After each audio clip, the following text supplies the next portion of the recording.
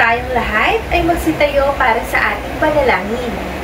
Ama namin, nilalapit po namin sa inyo ang aming sarili ngayong araw na ito.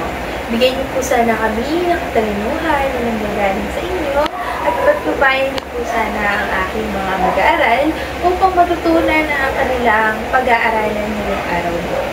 Sa pangalan ni Jesus na aming dakilang tagapagligtas. Amen. Magandang araw mga bata! Kayo ay nasa Baitang 5 at ako si Teacher Erica ang magtuturo sa inyo sa Araling Panlipunan. Okay class, pakipulot ang highlight na inyong nakikita sa ilalim ng inyong mga upuan at pakiayos na rin. Okay class, so aking alamin kung may lumibas ba ngayon sa araw na ito. So bakit may mga umabsent? Bakit may mga bakanting upuan dyan? Sige, okay. Pakipunan na ang mga bakanting upuan. Okay. Kailangan ko bang bumilang para lang lumipat kayo? Okay, very good. Okay. Okay, class. So, bago tayo dumako sa ating bagong pag-aaralay, atin munang balikan kung ano ba yung ating nakaraang talakayan kahapon. So, sino ba ang nakakaalala ng ating pinag-aralan kahapon? Okay, Mika Adora. Okay, mahusay. Ang ating pinag-aralan kahapon ay tungkol sa mga napapanahong issue sa ating lipunan. Ito ay ang kontemporaryong issue na nagaganap sa ating lipunan o sa ating bansa. Wow! Mahusay at iyo pang natatandaan ng ating pinag-aralan kahapon. Okay, sige nga April, magbigay ka nga ng mga issue panlipunan. Oh, bakit absent ka kahapon? Ganun ba? Okay, sige nga Rica Mendoza, magbigay ka nga ng kontemporaryong issue na napapanahon sa ating lipunan. Okay, mahusay. Ang kontemporaryong issue na napapanahon sa ating lipunan ay ang mga pagtatapon ng basura, pollution sa hangin, at pollution sa tubig. Okay, tandaan niyo yan lahat ha. Okay, ating namang bigyan ng magaling clap si Rica Mendoza gaya nito. 1, 2, 3, 1, 2, 3. Magaling. Okay, mga anak, sino sa inyo ang nakakaranas ng mga isyong panlipunan gaya nito? Or naranasan nyo na ba ang isyong panlipunan gaya ng aking mga sinabi kanina? Opo, ma'am. Okay, sige nga. Sa anong paraan ninyo ito nararanasan? Okay, mahusay. Sa tuwing ang mga tao ay hindi nagiging responsableng, mamamayan at hindi sumusunod sa mga alituntunin sa lipunan. Okay, very good. Okay, bago tayo magsimula class sa ating pag-aaralan, may inihanda akong gawain sa inyo, no? At kayo ay papangkatin ko sa dalawang grupo. Ito ang pangkat 1 at pangkat 2. At ako ay magbibigay ng mga gulong larawan at kailangan nyo itong mabuo upang maibigay nyo yung ibig sabihin ng nasa larawan or ano yung nasa larawan na iyon. At ito ay ang mga taong nagbuwis ng kanilang buhay para sa inang bayan. So, ibig sabihin, bubuin nyo yung larawan at tutukuyin nyo kung sino ba itong tao na to, no? Okay, naiintindihan po ba ang ating gagawin? Okay, opo ma. Okay class, bibigyan ko lamang kayo ng 5 minuto ha, para mabuo ang mga larawan at maibigay ang mga pangalan ng inyong nabuo. Okay, nabuong larawan. So, 5 minuto lang ang ibibigay ko sa inyo. Okay, tapos na ba ang lahat? Bakit napakaingay? Okay, sige, pagpatuloy. Okay class, so tapos na kayo sa inyong mga binubuong larawan. So, nakita ko sa pangkat 1, ang nabuo nyo ay si Dr. Jose Rizal at si Juan Luna. So, nakita ko naman sa pangkat 2, ang nabuo nyo ay si Apolinario Mabini at si Andres Bonifacio. So, base sa mga larawang inyong nabuo, ano kaya ang ating pag-aaralan ngayong oras na ito? Okay, sige nga na. Ang pag-aaralan natin ay tungkol sa mga bayani? Okay, may point ka naman dyan, anak. But, meron tayong pag-aaralan ngayon tungkol sa ipinamalas ng mga Pilipino noong panahon ng digmaan. So, bigyan naman natin ng 5 palakpak ang inyong mga sarili, gaya nito. Okay, class. So, may mga inihanda akong salita na kung saan manggagaling din to sa ating pag-aaralan ngayong oras na ito. So, ito yung mga salitang mahirap intindihin na kung saan hindi nyo pa alam. Kung kaya't naghanda ako ng mga paliwanag upang mas malinawan kayo. So, 3 lamang ito. Una na dito ay ang guerrilla. So, pakibasa ng sabay-sabay. Ito ay isang paraan ng pakikipagdigmaan na umiiwas na nakamihasnan at lantarang mga labanan ng hukbo. Okay, very good. So, mga labanan daw to. Guerrilla is mga labanan or pakikipagdigmaan na umiiwas na nakamihasnan. Okay, ang number 2 naman po ay ang hukbalahap. Again, ano nga ulit to? Okay, mahusay. Ito ay hukbalahap. Ang hukbalahap ay isang bayan laban sa Hapon na karaniwang tinatawag na hukbalahap o hukay, isang sandatang kalaban ng mga Hapon noong nakasakupan nila ang Pilipinas. Okay, very good.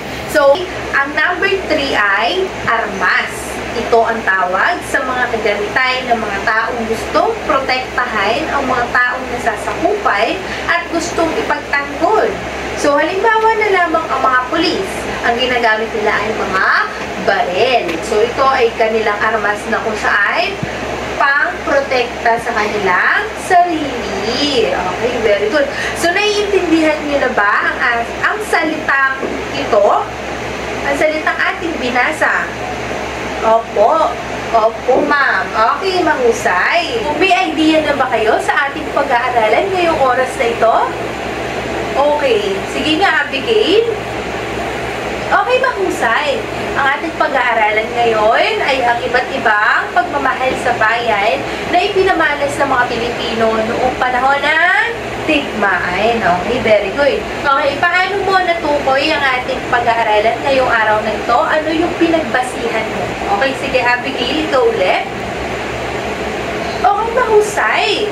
So, ang pinagbasihan mo po ay ang mga pinagawa nyo, mga ginawa natin, okay, dahil sa mga pictures na binuo nyo, so nagkaroon na kayo ng idea. Yung mahusay, ating tatalakayin ngayong araw nito ay ang mga ipinamalas ng mga Pilipino noong panahon ng digmaan.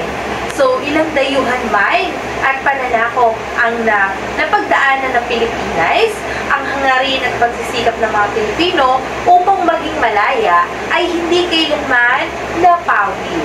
Magkaiba man ang kasarian at estado sa buhay ng iba't iba, ito ay nagiging paraan sa pagpapakita ng pagmamahal sa bayan, iisa pa rin ang layunin ng mga mamamayan, at ito ay ang pagkamit ng kalayaan na minimiti.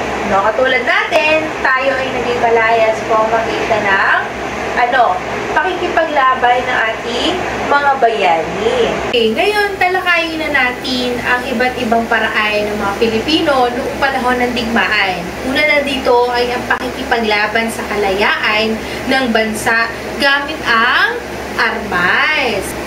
Marami sa mga Pilipino ang sumama sa kilusang Pilipino, katipunan, guerrilla at hukbalahap. Iba't iba ang naging profesyong mga taong sumapi dito dahil hindi sila naniniwala sa ipinakitang layunin ng mga mananakop sa bansa. Kaya, ninais nilang wakasan ang pananakop ng mga ito. Ang ilan dito ay naglagi sa mga kabundukan.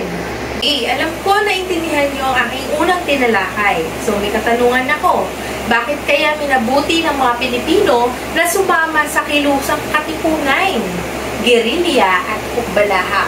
Okay, sino sasagot? Okay, sige nga, Charles. So, base sa iyong kasagutan, nanatili sila, sumama sila para wakasan ang mga nangyayaring pananakop. Okay, mahusay. Okay, number 2 is pagtulong sa mga nangangailangang kapwa Pilipino sa panahon ng digmaan. Hindi lamang kalalakihan ang nagpapakita ng pagmamahal sa bayan sa panahon ng digmaan.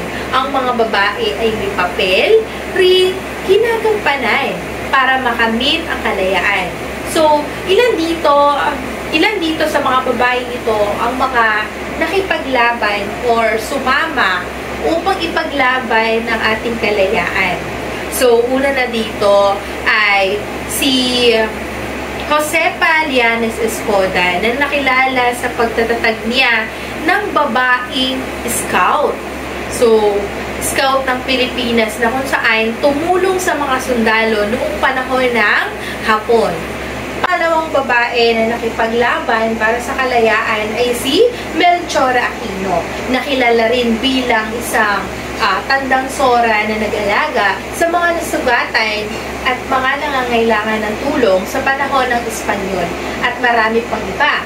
So, naintindihan niyo ba, class, ating pangalawang tinalakay? Opo, okay, very good. Sige nga, Patrick, sino ang dalawang babae na nabanggit sa ating binasa? Okay, mahusay. Sina Melchora Aquino at si Josefa Llanes Escoda. Okay, mahusay, Patrick, sa pagbubuhis ng buhay para sa inang bayan. So, ipinamalas ng marami sa ating mga bayaning Pilipino ang pagmamahal nila sa ating bayan. Sa pamamagitan ng pagbubuhis nila ng kanilang buhay, ilan sa mga Pilipino ang nagbuhis ng buhay ay sina Jose Abad Santos, Andres Bonifacio, Gregorio del Pilar Diego, at ang mga kababaihan naman ay sina Teresa Magbanwa, Gabriela Silang, at marami pang iba.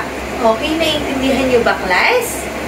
Opo. Okay, Mika, magbigay ka ng pangalan ng tao na nabanggit sa ating binasa na nagbuwis ng buhay para sa bayan. Okay, mahusay. Ang ating huling talakayan bago tayo tumango sa ating gawain, ito ay ang pagpapakita ng pagmamahal sa bayan gamit ang sining at pantikan. Okay? Ilan sa kanila ay sumapi sa mga samahan kagaya ng Kilusang Propaganda at La Liga Pilipina. Ilan sa mga Pilipinong nagpakita sa pagmamahal sa bayan sa panulat na paraan ay sina Marcelo del Pilar, Jose Rizal, Graciano Lopez Reina, Jose Maria Hernandez, Panday Pira kung tawagin, NBM Gonzales, Narciso Reyes, Liwayway, Arco, at marami pang iba. Okay, naiintindihan niyo ba ang ating pinag-aralan ngayong araw? Opo nga. Okay, class, bakit kaya mahalaga sa kasalukuyang lipunan ang pagpapahalaga at pagmamahal sa bayan? Okay, sige nga, Jasper. Okay, very good. Dahil pagpapahalaga at pagmamahal sa bayan, dahil ito lamang ang ating kayang, ipakita. Okay, very good. Okay, class, anong gawain ng mga unang Pilipino ang nagpapakita ng pagmamahal sa bayan? Okay, sige nga, Jasper. Okay, mahusay. Ang sabi mo ay yung pakipaglaban sila sa mga Hapon para lang mawakasan ang mga pananakop sa ating, inang bayan. Okay, mahusay. Okay, class. So, may inihanda akong gawain para lubos kung makita, kung may naintindihan ba talaga kayo sa ating tinalakay ngayong araw na ito. Ito ang panuto. Isulat sa padlang ang letrang P kung ito ay nagpapakita ng positibong katangian. At HP naman kung ito naman ay hindi nagpapakita ng positibong katangian. Okay, number 1, pagka maparaan. Sabihin, may paraan ka sa lahat ng bagay. Ito ba ay P or HP? Okay, mahusay. Letter P. Number 2, pagkamadasalin. P or HP? Okay, very good. P. Number 3, pagmamahal sa kapwa. Pagmamahal sa kapwa. Number 3, ano po ang tamang sagot? Letter P. Okay, mahusay. Katapangan. O, ibig sabihin, katapangan ng isang tao, katapangan ng isang bayani. Ano po ang tamang sagot? Letter P. Okay, mahusay. Number 5, pagsasamantala. Ano yung salitang pagsasamantala? Okay, ano po ang tamang sagot? HP, hindi positibong katangian. Okay, number 6, katamaran. Okay, yung salitang katamaran, so parang, ayaw mong gawin yung isang bagay, tinatamad ka, di ba? So, ano po ang tamang sagot? HP po, hindi positibong katangian. Okay, number 7, kasipagan. Ano po yung kasipagan? Anong letter? Letter P. Okay, mahusay. Number 8, pandaraya. Like sa mga pag nag-exam tayo, nandaraya yung iba, ganon. Okay, ano po ang tamang sagot? H, P. Okay, very good. So, number 9, pagkamatiisin. Halimbawa, nahihirapan ka na, pero pinipilit mo pa. Yun yung ibig sabihin ng pagkamatiisin. Ano ang tamang sagot? Okay, very good. P. Ano ibig sabihin ng P? Positibong katangian. Number 10, last number. Pagkamatulungin. Halimbawa, may nakita ka sa labas na nahihirapang magbuhat ng gamit. Tinulungan mo. Halimbawa, kaklase mo is, nahihirapang magsagot. So, tinuruan mo siya kung paano ang gagawin. So, ito ay isang positibong katangian. Anong letter? P. Okay, very good. Lahat ba kayo ay naintindihan ng ating pinag-aralan? Opo, ma'am. Sabi mo, opo, ma'am. Opo, ma'am. Okay, very good. Ay, ang ingay naman. So, si Dave, okay? Manahimik na po, Dave, Huwag na po maingay. Okay, may katanungan si teacher. Bakit kaya mahalaga na ating malaman ang mga nangyayari sa ating inang bayan? At bakit tayo naging matatag sa lahat ng hamon sa ating buhay? Okay, sige nga, Rika. Pakisagot ang aking katanungan. Okay, mahusay. Ang iyong sinagot ay kailangan nating malaman ang mga nangyari sa ating inang bayan dahil ito po ang ating pinagmulan o ang ating nakaraan. Okay, mahusay. Okay, very good ka, Rika, ha? Okay, bakit kailangan nating matutuhan ang pagpapahalaga sa ating bayan at sa ating lipunan? Okay, sige nga, Mika. Okay, mahusay para maipakita natin yung pagmamahal natin at respeto kahit na ito ay matagal nang hindi natin nararanasan, di ba? So, very good, Mika. So, ang pangatlong katanungan, paano mo na ipapakita sa ngayong panahon ang pagbibigay ng pagmamahal at pagpapahalaga sa ating paraan? Sa anong paraan pala mo na ipapakita yung pagmamahal at respeto? Okay, sige nga, April. Pakisagot ang aking katanungan. Okay, mahusay. Paraan na dapat natin tuparin palagi ang mga tuntunin at pipilitin kung maging pipilitin nating maging responsableng tao sa lipunan at sa mamamayang ating ginagalawan. Okay, mahusay kayo, ha? Dahil ngayon, meron ulit tayong gawain na kung saan para lubos nyong maintindihan at maunawaan ang ating talakayan, gumawa ako ng isang chart.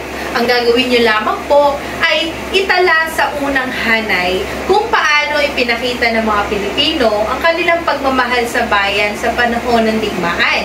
At sa ikalawang hanay naman, ang gagawin nyo po ay mga paraan na ipapakita. Mga paraan na ipapakita na at pagmamahal sa bayan sa kasalukuyang panahon. So, magkaiba sila ng gawain, no? So, ito yung chart na aking ginawa. Dalawang chart to, dalawang column. Sa unang hanay, ito yung panahon ng digmaan. So, mga panahon ng digmaan, ilagay dito. At sa pangalawang hanay naman, ilagay sa kasalukuyang panahon. Ito ay 1 to 5. Sa unang hanay, 1 to 5. Pangalawang hanay ay 1 to 5 din. Okay, guys? Upang lubos niyong maunawaan talaga ang ating tinalakay ngayong araw na ito, meron na naman akong isang gawain na kailangan niyong gawin. No? Sabi sa panuto, piliin sa loob ng kahon ang sagot sa bawat tanong. Isulat sa papel ang inyong mga kasagutan. So, ito yung mga nakalagay na ito yung mga nakalagay na isasagot nyo, no? Letter A, Manuel L. Quezon. Letter B, Asha. Letter C, walang military na magtatanggol sa lungsod. Letter D, Nipongo. Letter E, 1942. Letter F, guerrilla. Letter G is Jonathan Mainwright. Ang mga katanungan sa ating sasagutan ngayong oras na ito. So, number 1, kailan dumating ang mga Hapones sa Pilipinas? Okay, very good. Number 2, sino ang Pangulo ng Pilipinas noong sinakop ng mga Hapones ang mga Pilipinas? Okay, mahusay. Number 3, idineklara ni General MacArthur na open city ang ating lungsod. Ano ang tamang sagot? Okay, mahusay.